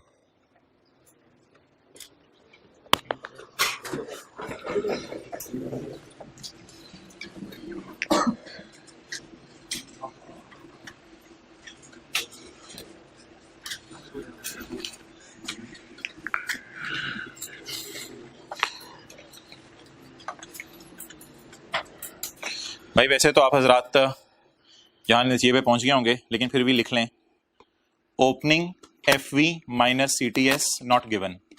सवाल में गिवन नहीं है तो ये भी निकाल लें, फिर इंशाल्लाह आगे चलाएं। Opening fair value minus cost of sale भी मिसिंग है ना सवाल में। ये जो साल के शुरू में गायें हैं पड़ी हुई, ये पिछले साल किस पे मैंने मैयर की होंगी? ना फेयर वैल्यू पे मैयर नहीं की होंगी, हद होगी। ये साल के शुरू में मेरी गायें पड़ी हैं, पिछले साल के एंड पे मैंने किस पे मैयर करके रखी होंगी? Fair value minus cost to sell. और जिस मुल्क में हूं मैं, उसमें कॉस्ट टू सेल पक्की ठकी हुकूमत ने अनाउंस की हुई है। क्या अनाउंस की हुई है? हर गाय, चाहे साल के शुरू में है, चाहे खरीदी है, चाहे बेची है, चाहे साल के एंड पे है, जितनी मर्जी गायें हैं उनके लिए, सब के लिए कॉस्ट टू सेल क्या है? बेचने के वक्त हुकूमत 4% मांगती है और बेचने के वक्त ब्रोकर क्या मांगता है? ये 750 गाय के लिए रूल लिखा है या जनरल रूल आपको लग रहा है? जनरल रूल है हर किस्म की गाय के लिए। चलें जी, तो ये प्लीज लिखें, opening FV minus CTS is missing in question. वो हमें निकालनी पड़ेगी पहले, जो पिछले साल की क्लोजिंग होगी। Opening FV minus CTS is missing in, जल्दी करें, 1 मिनट लगाएं। इधर ले आओ जी, कैलकुलेशन करते हैं। हो गया? ओके जी, ओपनिंग बता दें जी, फेयर वैल्यू क्या है? ओपनिंग फेयर वैल्यू 50,000, 50,000 माइनस, ये मेरी फेयर वैल्यू है, minus cost to sell. Cost to sell में क्या आना है? वही वाली चीजें आनी है, 2% कमीशन और माइनस 4%, ये मैं आपके समझने के लिए लिख रहा हूं, पेपर में ये नहीं लिखना, 4% गवर्नमेंट टैक्स। क्लियर? 50,000 का 2%, हाँ तो भी बोले ना जल्दी, 50,000 का 2% 1,000, 50,000 का 4% 2,000। लेकिन ये जो वैल्यू आएगी 50,000 माइनस 1,000 माइनस 2,000, ये आ जाएगी 47,000। ये 47,000 एक गाय की आएगी या हमारी 2,000 गाय की आएगी? एक गाय की आएगी। तो इन द एंड इसको मल्टीप्लाई किससे कर दूं? 2,000 काउस, 94 मिलियन। अगेन मैं कह रहा हूं, ये सवाल आप घर में रुपीज इन थाउजेंड में कीजिएगा, इससे रुपीज में काफी ज्यादा लेंथी हो जाता है। 9 करोड़ 40 लाख की गाय साल के शुरू में पड़ी थी। कितने लोगों ने ये फिगर निकाली थी? Well done. ओके अच्छा, ये ओपनिंग शो एक बात याद रखिएगा, एक जरा ऊपर बात सुने। ओपनिंग और क्लोजिंग निकालते हुए ना आउटफ्लोज वगैरह नहीं देखने होते। फिर ओपनिंग और क्लोजिंग निकालते हुए सिर्फ फेयर वैल्यू माइनस आउटफ्लो कब होता है मेरा बताएं? जब परचेज करता हूं, जब परचेज करता हूं तब आउटफ्लो होता है। ये तो ओपनिंग आ गई। परचेज में खुदा के लिए कोई मेहनत ना कीजिएगा, परचेज की बीवी गिवन है, परचेज प्राइस गिवन है, कितनी वर्किंग बंद में 39, ये तो पहले ही मेहनत करके निकाल ली हुई, और शुक्र है ये भी एफवी माइनस सीटीएस ही है, ये भी एफवी माइनस सीटीएस ही, परचेज की प्राइस पड़ी है। अब क्या निकालना है? क्लोजिंग। अब मोहतरम कोई उम्र अलग नहीं है गाय की, ना कोई सवाल में ऐसा डेटा दिया हुआ है, तो 2,750 की इकट्ठी निकाल लें। टाइम क्यों जाया करना है? 2,750 की इकट्ठी निकाल लें। 2,000 ये वाली हैं। क्वांटिटीज बताएं जी। क्वांटिटी में अगर मैं रिकॉन्सिलिएशन बनवाऊं, ओपनिंग कितनी है? बाय कितनी की? 750। क्लोजिंग ये आपने पेपर में करना नहीं, समझने के लिए बता रहा हूं। तो 2,750 गाय पड़ी हैं। अच्छा, अब वही formula, FV minus cost to sell, FV minus 2% commission minus 4% government tax. Clear? लेकिन क्लोजिंग फेयर वैल्यू बताएं कितनी है? 61,000। 61,000। इसका 2% 12, इसका 4%। अच्छा, ये किस गाय की फेयर वैल्यू आ जाएगी साल के एंड पे? एक गाय की। तो इसको मल्टीप्लाई कर दें 2,750 काउस से, 157,500,000। रज के जीरो लगा आज, रुखसाना ने परेशान हो जाना है, रशीद की बीवी। अच्छा जी, नजर आ रहा है भैया यहां तक? चलें जी, P&L बैलेंसिंग 24,500,000। अच्छा, कल हमने इसको स्प्लिट किया था प्राइस चेंज में और फिजिकल चेंज में, लेकिन आज हमें इसको स्प्लिट करने की जरूरत नहीं है प्राइस चेंज और फिजिकल चेंज में। सवाल ने ऐसा डाटा गाय की उम्र देते हुए सवाल शर्माया है, उम्र बताते हुए कुछ लोग शर्माते हैं, तो गाय की उम्र देते हुए हमने गाय से पूछा, गाय व्हाट इज योर उम्र? गाय ने तो हम प्राइस और फिजिकल चेंज को अलग अलग नहीं कर सकते। अच्छा यार, अब ये बता दें, ओपनिंग की जर्नल एंट्री होती है, क्लोजिंग की, परचेज की हो चुकी, अब एक एंट्री रह गई है सिर्फ ये वाली। अच्छा, एक चीज जरा मैं आपसे डिस्कस कर लूं यार, थोड़ी सी ना बेटर प्लानिंग होनी चाहिए हमारी सवाल में, कोई थोड़ा बहुत प्लस माइनस हो जाए। मेरे ख्याल से एग्जामिनर को भी बुरा भला नहीं कहना चाहिए और आपको पनिश नहीं करना चाहिए। लेकिन यार ये चारा ना इसने साल के मिड में खरीदा है, पहले पता नहीं क्या पानी पिला रहा था सिर्फ, तो यकम अगस्त को इसने चारा खरीदा है, तो यकम अगस्त को इसने चारा खरीदा है, और ये वाली एंट्री मैं जो भी करने लगा ना ये तो 31 दिसंबर की है, तो मैंने कुछ चीजें आपको छुड़वाई हुई हैं। तो अगर आप मान जाए मेरी बात, यकम अगस्त को मैंने कोई एंट्री करनी है, बहुत बेहतर है कि तरतीब से एंट्रीज करें, लेकिन कोई थोड़ा बहुत प्लस माइनस हो जाए मेरे ख्याल से एग्जामिनर को ऑनर कर देना चाहिए। लेकिन अब यकम अगस्त में कोई और एंट्री है चारा खरीदने की IS 21 वाली, उसकी जगह मैं छोड़ा हूँ, उसकी जगह मैं छोड़ा हूँ। जितनी कोशिश हो सके तरतीब से एंट्रीज करने की कोशिश कीजिएगा, बाकी ना हो सके तो अब क्या हो सकता है यार। 31 दिसंबर क्या रिकॉर्ड करने लगा हूं? परचेज रिकॉर्ड कर चुका हूं। अब क्या रिकॉर्ड करने लगा हूं? वो जो ईयर एंड के ऊपर कभी इन्वेस्टमेंट प्रॉपर्टी को फेयर वैल्यू करते हैं, कभी ईयर एंड पे आप IS 16 में रिवैल्यूएशन करते हैं, तो IS 41 में ईयर एंड रिवैल्यूएशन है। ये ओपनिंग बुक वैल्यू थी, ये परचेजेस की बुक वैल्यू, ये क्लोजिंग बुक वैल्यू, और ये P&L की फिगर जी। एंट्री बताएं। Biological asset debit, P&L credit 24205000 जी मोहतरम पहुंच चुके हैं हम मरी। अच्छा 24205000 ये फेयर वैल्यू गेन लॉस मैंने रिकॉर्ड किया, फेयर वैल्यू गेन लॉस।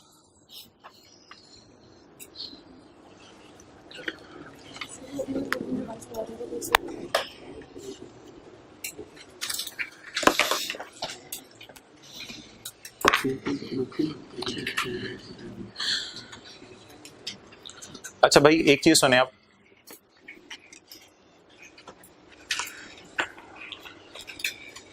चाहे ओपनिंग है,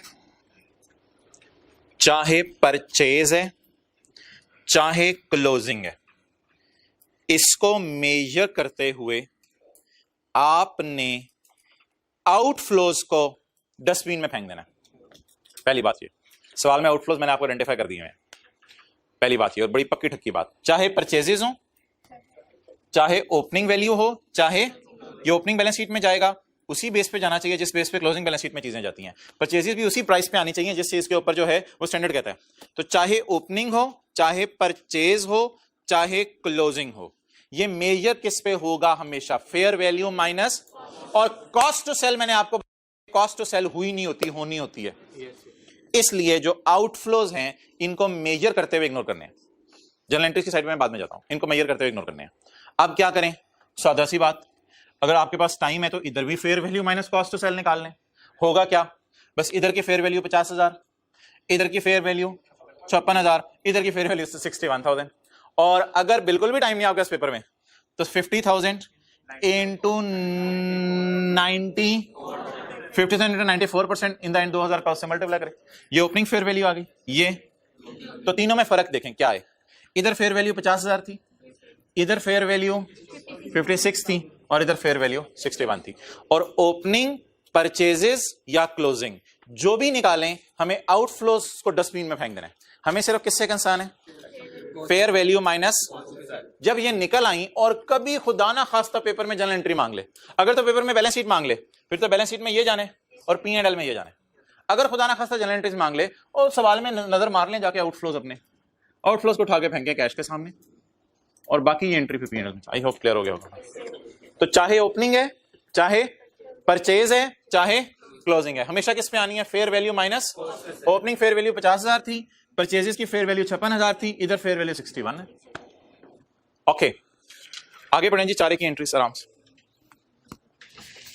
अच्छा, एक वैसे आपसे सवाल पूछ रहा हूं,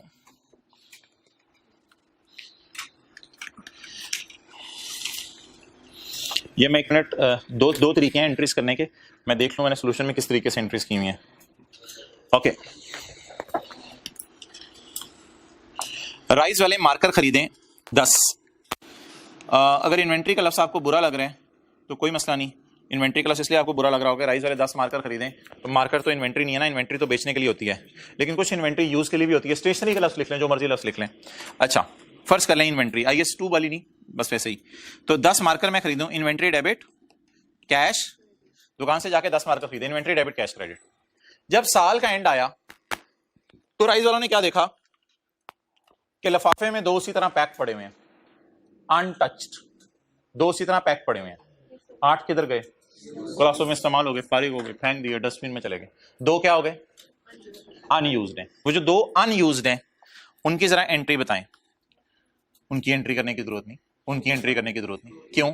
जरा सोचें, अगर मैं 8 की एंट्री कर दूं, 8 को P&L में डाल देता ना यार, इन्वेंट्री के तौर पे तो नजर ना, 8 को क्या कर दूं, खर्चे में डाल दूं, तो क्रेडिट, एक्सेलेंट। इन्वेंट्री कितने से, तो ये एंट्रीज करूं तो बैलेंस शीट में ऑटोमेटिकली 2 चला जाएगा। क्या 2? वो जो मार्कर 2 अनटच पड़े हुए हैं, हाँ उसको इन्वेंट्रीज में शो ना कीजिएगा स्टॉक इन ट्रेड के नाम से, बैलेंस शीट में आपका दिल चाहा तो उसको आप जो है वो स्टेशनरी के नाम से शो कर दीजिएगा, करंट एसेट्स के अंदर स्टेशनरी के नाम से, जो जैसे भी आप कह रहे हो। तो मोहतरम इन चीजों को कहते हैं ऑर्गेनाइजेशन में कोई कंज्यूमेबल स्टोर, स्पेयर, कुछ ऑर्गेनाइजेशन होती हैं उनके पास ऑयल का डब्बा होता है, अब वो सरफेस स्मूथ करने के लिए इस्तेमाल करते हैं। 10 लीटर ऑयल खरीदा था, 8 लीटर खर्च हो गया, तो 2 लीटर इन्वेंट्री में पड़ा रहेगा, 2 लीटर इन्वेंट्री में पड़ा रहेगा और वो अगले साल कंज्यूम हो जाएगा। तो इस किस्म की चीजें। अच्छा आप बताएं जी, मैंने चारा किस एतबार से मिलता है? किलो के एतबार से तो नहीं मिलता, माने के तो किलो के एतबार से मिलता है। 10 किलो चारा खरीदा, तो पहले क्या एंट्री करें? इन्वेंट्री, चारा डेबिट, कैश क्रेडिट। उसमें से 8 किलो चर गई चारा, गाय चर गई चारा, तो अगर गाय चर गई चारा तो कितना चारा इंशाल्लाह अगले साल इस्तेमाल हो सकता है? तो जो चारा अगले साल इस्तेमाल हो सकता है उसकी एंट्री करने की जरूरत नहीं, जो इस्तेमाल हो गया उसकी एंट्री करते हैं automatically. My balance sheet will show 2, मेरी बैलेंस शीट ऑटोमेटिकली 2 शो कर देगी। क्लियर? तो छोड़ें इसको, अब सवाल पढ़ें जी। ऑन 1 अगस्त 2019 RRL इंपोर्टेड चारा ऑफ $, गायों ने कहा यार बस हो गई है यार, बस हो गई है यार पत्तों की का चारा खा खा के, USA से चारा मंगवाओ। ओए होए होए, तो साना ने कहा प्लीज ये रिक्वेस्ट मानो, ये रिक्वेस्ट मानो। ऑन 1 अगस्त 2019, क्या मोबाइल बेच दिया उसने अपना। On 1 August 2019 RRL imported cattle feed of $, 1.5 lakh against 70% payment. RLL also paid 5% custom duty on import. ये ना इन्वेंट्रीज का टॉपिक लगेगा, क्योंकि चारा जो है वो एग्रीकल्चरल एक्टिविटी नहीं है। एग्रीकल्चरल एक्टिविटी 3 थी, एग्रीकल्चरल एक्टिविटी 3 थी। चारा इन इट सेल्फ में कह रहा हूं, चारा कोई एग्रीकल्चरल प्रोड्यूस नहीं है, क्योंकि चारा एग्रीकल्चरल प्रोड्यूस उसके लिए होता है जो बायोलॉजिकल एसेट ओन कर रहा हो। मैंने चारा जो है फसलें लगा के खुद चारा बड़ा करके हार्वेस्ट किया है या बना बनाया खरीद रहा हूं, इसलिए IAS 41 नहीं लगेगा। IAS 41 का स्कोप जहन में लाएं क्या है। IAS 41 only deals with agricultural produce at point of harvest. तो इस चारा माय एग्रीकल्चरल प्रोड्यूस, क्या मैंने इसको डिटैच किया है? क्या मैंने सोचा कि काउस के लिए जमीन खरीद लूं और उस पर चारा उगा लूं और फिर इसको डिटैच करके काउस को खिला दूं? तो इसलिए चारे के ऊपर इन्वेंट्रीज का स्टैंडर्ड लगा दें जो भी आपको पसंद हो। तो ये तो इन्वेंट्रीज की कॉस्ट का पार्ट बनेगा। ये अब IAS 41 के रूल्स ना लगाएं, कॉस्ट टू सेल, ये कॉस्ट ऑफ परचेज है। अच्छा तो ये मेरा आउटफ्लो है कितने परसेंट? 5%। और आपने IAS 2 में पढ़ा था कस्टम ड्यूटी वगैरह की कॉस्ट का पार्ट बनती है। The feed is specifically designed to provide vital nutrients to cows that keep them and colony. छोड़ें, at year end 30% of the chara, sorry चारा तो 30% नहीं, 30% of the amount is payable. ये वो वर्सेस वाली कैलकुलेशन IAS 21 वाली कराना चाह रहे हैं। 30% of the amount is still payable and 40% of the चारा इज, 2 मार्कर अभी तक राइस वालों के अनयूज्ड है। क्लियर? नंबर 1, एक मेरा चारा है और दूसरा मेरा पेएबल है। पेएबल साल के एंड तक पे नहीं हुआ, 30% इज स्टिल पेएबल। कितना पे हो गया? और 30% इज, और चारा मेरा जो है वो साल के एंड पे कितना इस्तेमाल नहीं हो सका और कितने % यूज हो गया? तो खर्चे में कितना चारा जाएगा? 60%। ठीक है, 40% क्या है मेरा? Inventory unused. तो 60% क्या होगा? यूज्ड। 60% यूज होगा। मैं ऊपर 30% की बात नहीं कर रहा, वो IAS 21 की बात है, वो आपको याद आ जाएगी। 30% यूज हो गया और यूज होकर किस में चला जाएगा? बोले एक्सपेंस में चला जाएगा। 60% यूज होकर एक्सपेंस में चला जाएगा। क्या? फीडिंग होती है ना बच्चों की भी, तो गाँव की भी फीडिंग होगी। एक्सचेंज रेट्स को छोड़ने पर जो सवाल खुलेगा तो 2 ही रेट दिए हैं, एक जगह अगस्त का दिया हुआ है और एक 31 दिसंबर का दिया हुआ है। चलें जी स्टार्ट करें। शायद आपको याद हो पेमेंट प्लान। नहीं टी अकाउंट क्यों बनाना है, लोन तो नहीं है। पेमेंट प्लान बना लें ताकि चीजें मैनेज हो जाएं। मुझे बता दें कितने डॉलर हैं, कितने खरीदते ही बाहर के बंदे ने मांग लिए। बाकी बाहर के बंदे वैसे उधार पे चीजें बेचते नहीं, लेकिन हमारी यारी थी तो बाहर से हमने जॉन को कहा जॉन चारा भेज। जॉन ने कहा मैं चारा तेरे लिए भेजता हूं। तो जॉन से ये बात हुई है 30% पैसे अभी हम पे, तो कितने डॉलर का चारा? $1.5 लाख का चारा। तो जो $1.5 लाख का चारा इसमें से 70% डॉलर कितने बने? 10।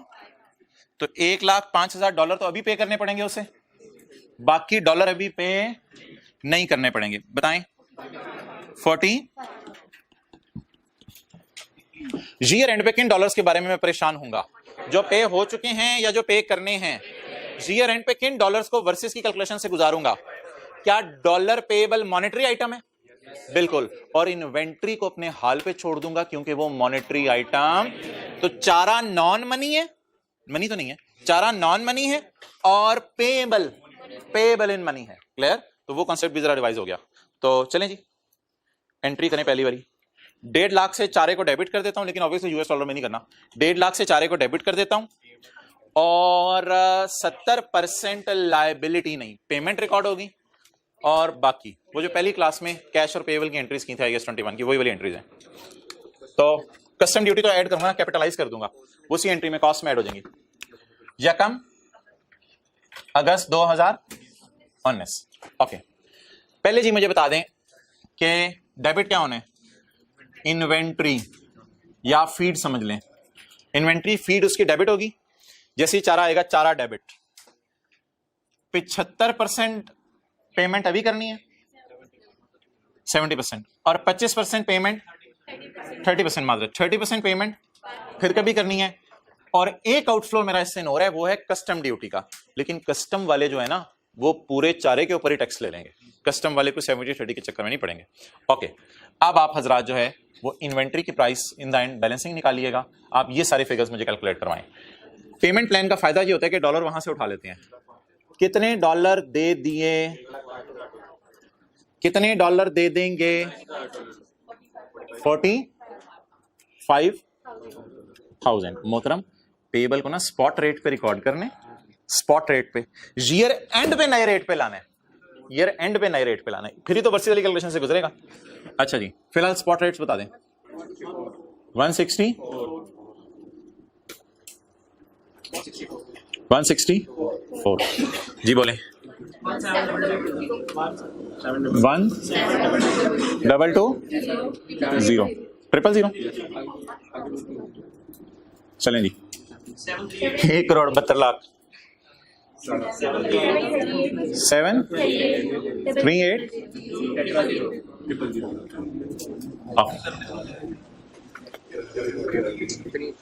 पूछे क्लियर? कितने डॉलर दे दिए? 1,05,000। कितने डॉलर दे देंगे? उनका अभी पेएबल बना लेते हैं, जब पे होंगे तो पेएबल डेबिट करके कैश क्रेडिट करते हैं। क्लियर? अब ये फिगर ना आपने मुझे खुद निकाल के देनी है। ये ना थोड़ा सा 1-2 मिनट लग तो जाएगा, लेकिन फिगर निकाल के दीजिएगा। 5% कस्टम ड्यूटी आपने पे करनी है इंपोर्ट के मौके पे। अच्छा, जब ऑन इंपोर्ट का क्या मतलब है? इंपोर्ट करते ही कस्टम ड्यूटी पे करनी पड़ेगी। तो बस सोच के बताएं, कस्टम अथॉरिटीज वाले उस वक्त हमारी चीज की प्राइस क्या लगाएंगे? सोच के बताएं। ओ इधर देखो, कहां देख रहे हैं आप? किधर देख रहे हैं? कस्टम ड्यूटी वाले हमारी चीज की प्राइस क्या लगाएंगे? जो मर्जी प्राइस लगाएं, उस पर कितने % लगाएंगे? 5%। मुझे जरा बता दें, कस्टम वाले हमारी चीज की प्राइस क्या लगाएंगे? कस्टम वालों को इससे तो फर्क नहीं पड़ेगा कि पैसे दे दिए और देने हैं। कस्टम वाले कहेंगे आज ही चारा आया, तो कितने का चारा खरीदा? हमने कहा $1.5 लाख का। कस्टम वालों ने कहा आज रेट 164 है, चलो अब टैक्स दो। तो जारी बात है कस्टम वालों की नजर में तो ये प्राइस टोटल आएगी ना, इस पे कितने % होगा फिर?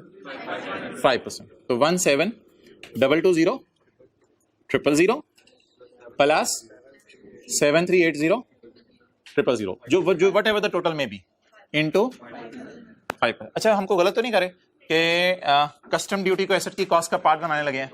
खैर है, बनाने दें। कस्टम ड्यूटी को एसेट की कॉस्ट का पार्ट बनाए। एसेट पड़ा कितने का? इतने का। और कितना खर्चा हुआ ऊपर का? वो ये। आप लोग मेरी बात नहीं सुन रहे होते, फिगर निकाल के ना कैलकुलेटर पे तैयार बैठे होते हैं। हाँ हाँ हाँ, जैसे मर्जी कर दो, कोई मसला नहीं जी। प्राइस बताएं। 25 सही है। 25 मिलियन का चारा जी मोहतरम। इसमें fair value minus cost of sale नहीं। क्या ये चारा बायोलॉजिकल एसेट है, लिविंग एनिमल या प्लांट है? नंबर 2, क्या ये agricultural produce at point of harvest है या एग्रीकल्चरल प्रोड्यूस ये उस बंदे के लिए होगी जिसने जमीन पे चारा लगाया हुआ है? वो तो आप आंखें बंद करके सोचिए, यूनाइटेड स्टेट्स की जमीन पे चारा किसी ने लगाया होगा, उसके लिए एग्रीकल्चरल प्रोड्यूस होगी। तो इसलिए ये स्टैंडर्ड इस पे तो नहीं लगेगा IS 41 का स्टैंडर्ड। तो inventory type standard IS 2 first करें हमने लगा दिया और इन्वेंट्री की प्राइस निकाल ली। नेक्स्ट अगला काम भाई फरमा रहे हैं अगर चारा यूनाइटेड स्टेट से नहीं मैंने पाकिस्तान से खरीदा है, फिर भी अगर मैंने पाकिस्तान से खरीदा हो फिर भी IS 41 चारे पे नहीं लगेगा क्योंकि मैंने उसको हार्वेस्ट नहीं किया। वो एग्रीकल्चरल प्रोड्यूस वो होती है जो हो at point of harvest. Harvest तो किसी और ने किया ना। तो सरासिफ के पत्तों की के अंदर, ये मैं सोचना नहीं चाह रहा था लेकिन आपको आज बता रहा हूं, अब अपने तक रखना, ऑनलाइन रिकॉर्डिंग ना करो। सरासिफ के पत्तों की के अंदर लैंड है, उस लैंड के ऊपर चारा उगता है। अब वो जो चारा उगता है वो चारा आपके पास गाय हैं, आप रशीद हो, आपकी बीवी रुखसाना है, आपने जाके वो चारा सरासिफ से खरीदा। सरासिफ उस चारे को कहेंगे agricultural produce at point of harvest. आप उस चारे को कहोगे चारा। Inventory debit. क्या डेबिट? तो आपके लिए वो इन्वेंट्री होगी, अगले बंदे के लिए जो मर्जी हो। ओके मोहतरम, अब बता दें IS 21 के रूल्स। मॉनेटरी आइटम कौन सा है, नॉन मॉनेटरी आइटम कौन सा है? ये कौन सा है? मॉनेटरी आइटम की डेफिनेशन छोटी सी है, रिसीवेबल पेएबल्स। और क्या हमें डर है कि डॉलर पता नहीं कितने का हो जाए? लेकिन इन्वेंट्री जो डेबिट होगी बस अब उसको अपने हाल पे छोड़ दें, ये नॉन मॉनेटरी आइटम है। वो सवाल में दिया ही नहीं हो तो खरीदते रिकॉर्ड करो। 31 दिसंबर, जी जल्दी आए। पेएबल पहले करवा दें। वर्सेस वाली कैलकुलेशन कितने डॉलर, कितने का हो गया dollar?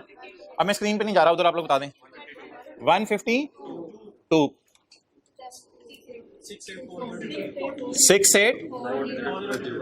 6800 versus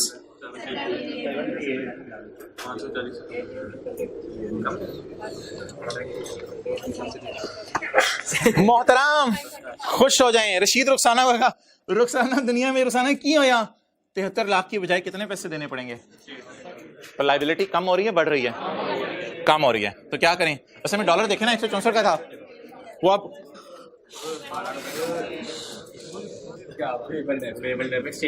payable debit exchange gain, बिल्कुल ये कैश में नहीं आएगा। एक्सचेंज गेन क्रेडिट कितने से? 5,40,000।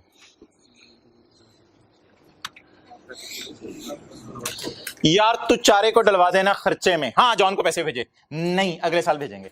खड़े हो, चारे को डलवा दे खर्चे में, अखीर हो जाए, चारे को खर्चे में डलवा दे।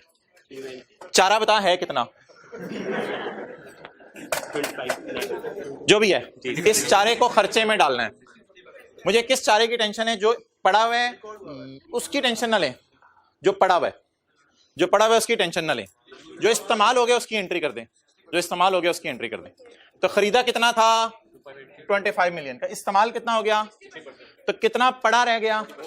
40%। अब ये IS 21 की एंट्री नहीं है, जी। एक्सपेंस डेबिट या P&L debit, inventory credit 25830000 into 60%। 60% ना खर्च हुआ है। सवाल में लिखा हुआ था अनयूज्ड 40 है, तो मैं अनयूज की एंट्री नहीं कर रहा। जो 2 मार्कर पैक पड़े हैं कॉलेज में उनकी एंट्री नहीं कर रहा। जो 8 खर्च हो गए उनकी एंट्री कर रहा हूं। तो सिर्फ खर्च होने की एंट्री करें। 49,000 ओके चलें जी। P&L बैलेंस शीट बनाएं, यहां तक नोट कर लें।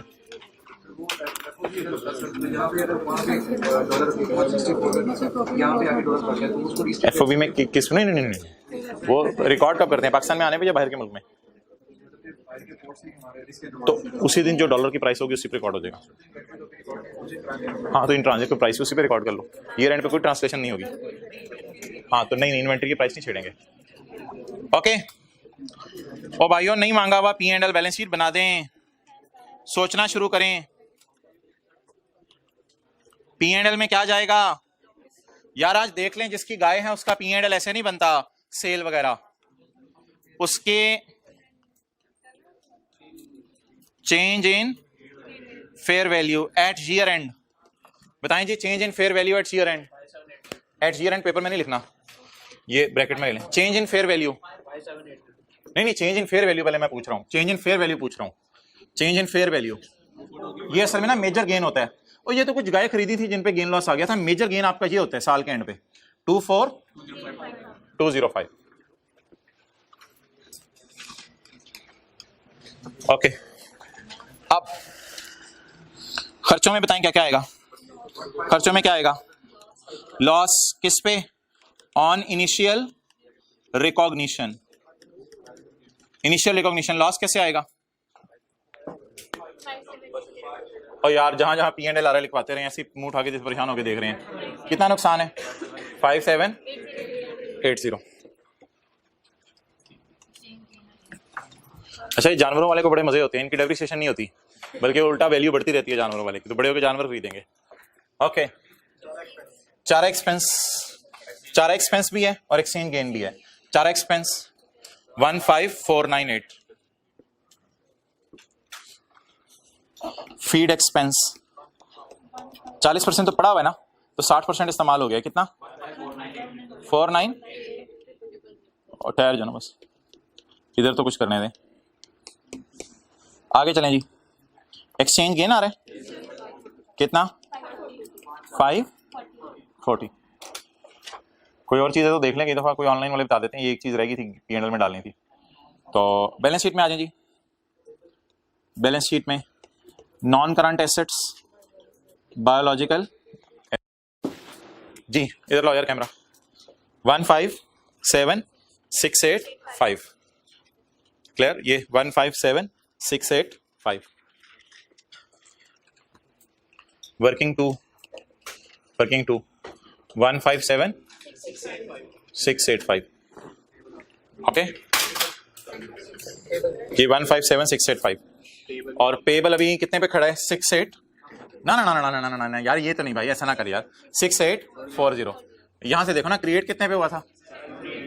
80 पे। और कम कितने से हुआ? 540 पे। तो पड़ा किस पे है? 6840। कल का पूरा दिन लग जाना है स्टैंडर्ड पे।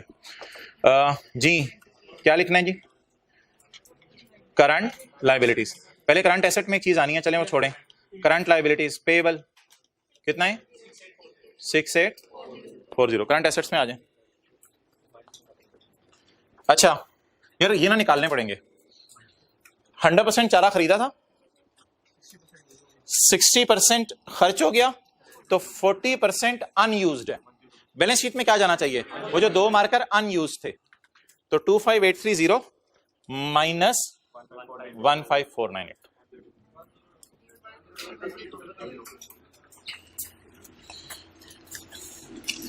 कैटल जानवरों को कहते हैं, कैटल मवेशियों को, ठीक है। कैटल फीड जी कितनी खरीदी थी? 83। इसमें से कितनी इस्तेमाल हो गई? 15498। कितनी पड़ी रह गई? 10332।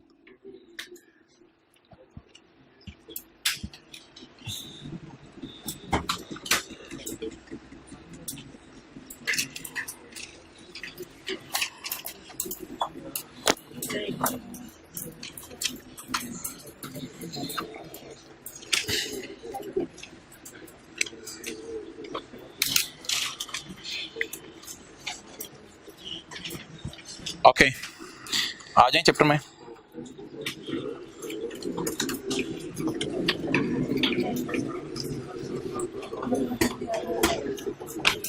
फिर ये कल का हमारा मेन कॉन्सेप्ट होगा बियरर प्लांट, पेज 690। ये कल करेंगे बियरर प्लांट। अच्छा जी, ब्रॉडन द कॉन्सेप्ट, ये पढ़ें ब्रॉडन द कॉन्सेप्ट। ये कल बात कर ली थी आपसे। ऑल बायोलॉजी, ये पेज है 690। All biological assets are covered under IAS 41। क्या सारे जिंदा एनिमल और जिंदा प्लांट IAS 41 में गिरते हैं?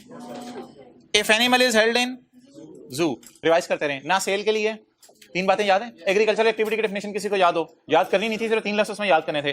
ना सेल के लिए जू का एनिमल, ना एडिशनल बेबीज के लिए है, ना एग्रीकल्चरल प्रोड्यूस के हार्वेस्ट के लिए है। इसलिए IAS 41 will not apply. Watch dog in Perl continental hotel, IAS 41 will not apply. Cart horses, ये जो मैरिज हॉल वालों ने रखे होते हैं, नहीं हाँ ठीक है, मैरिज हॉल वालों ने भी पुराने जमाने में तो इधर उधर से टांगे टाइप, टांगा भी समझ लें, टांगा भी इसी में आएगा। टांगे पे IS 41 नहीं लगेगा, टांगे पे जो घोड़ा होता है, क्योंकि ना वो घोड़ा सेल करना है, ना वो घोड़ा एग्रीकल्चरल प्रोड्यूस के लिए, तरतीब से बोला करें, ना वो घोड़ा एडिशनल बायोलॉजिकल एसिड, पता नहीं मैं कहीं और पहुंचा था आपके, ना वो घोड़ा सेल के लिए है, ना वो एडिशनल बेबीज के लिए है, और ना वो एग्रीकल्चरल प्रोड्यूस है टाइम ऑफ हार्वेस्ट के लिए है, ना उसको ज़िबा करके उसका गोश्त बनाना है। अच्छा इसको जरा छोड़ें, अगले सफे पे आए। रिकॉग्निशन और मेजरमेंट में फर्क बताएं। रिकॉग्निशन और मेजरमेंट, रिकॉग्निशन क्या होती है? रिकॉर्ड करना है बैलेंस शीट में। यार ये देखो इधर सारे, बायोलॉजिकल एसेट डेबिट करना भी है या नहीं, ये पहला सवाल है। अगर करना है तो मेजर किस पे करना है? रिकॉग्निशन का मतलब है मेजर किस पे करना है, और रिकॉग्निशन का मतलब है रिकॉर्ड करना भी है या नहीं, और मेजर का क्या मतलब है? अगर करने का डिसीजन ले लिया तो फिर किस पर रिकॉर्ड करना है। तो बायोलॉजिकल एसेट हो यानी गाय या दूध, गाय या दूध, इन सब को हमने मेजर करना है, रिकॉग्नाइज करना है जब हमारा इन पे कंट्रोल हो। जाहिर बात है वो 750 गाय और 2000 गाय हमारी हैं, इनसे फ्यूचर में बेनिफिट आएगा, या दूध के लिए रखी होंगी या बेचने के लिए रखी होंगी, और इनके फेयर वैल्यू या cost can be measured reliably. Fair measure किस पे करना है? इनिशियली और subsequent of biological, initial subsequent, और ये क्लोजिंग तो अगले का ओपनिंग बन जाएगा ना। हमें ओपनिंग इसलिए फॉर होकर निकालना पड़ा कि वो गिवन नहीं था, ये क्लोजिंग अगले का ओपनिंग बन जाएगा। इसलिए इसने दो बातें की, इनिशियल मेजरमेंट और सब्सिक्वेंट मेजरमेंट। इनिशियल मेजरमेंट किस पे हुई है? Fair value minus subsequent measurement. अभी किसकी बात हो रही है? गाय की बात हो रही है, दूध की? खुदा के लिए इंटरेस्ट लूज ना करें, किसकी बात हो रही है? गाय की बात हो रही है, अभी दूध की। दूध की बात डिफरेंट है जरा, वो मैं बाद में करूंगा। गाय को किसमें मेजर करना है? Fair value minus with gain और लॉस इंक्लूडेड इन प्रॉफिट और loss for the period in which it, जिस साल भी गेन लॉस आए P&L में डालते रहे हम साथ साथ। और याद रखिएगा ये ऐसा स्टैंडर्ड है, इनिशियल पे भी गेन लॉस आ जाता है और सब्सिक्वेंट पे भी गेन लॉस आ जाता है। बातें सुनते रहें, MCQ के लिए इंपॉर्टेंट है। If you have thousands of animals you can group them, बात होगी है, फिर उनके ग्रुप बना सकते हैं आप। Initial measurement of wool, initial measurement of milk, initial measurement of Apple eggs eight point of, क्योंकि जब हार्वेस्टिंग के बाद ये स्टैंडर्ड नहीं लगना, ये स्टैंडर्ड सिर्फ किस वक्त लगना है? At point of detachment. Fair value minus the gain और लॉस इज टेकन टू, शायद आपको एंट्री याद हो, वूल डेबिट P&L क्रेडिट, लिख लें अगर याद नहीं है, वूल डेबिट P&L क्रेडिट।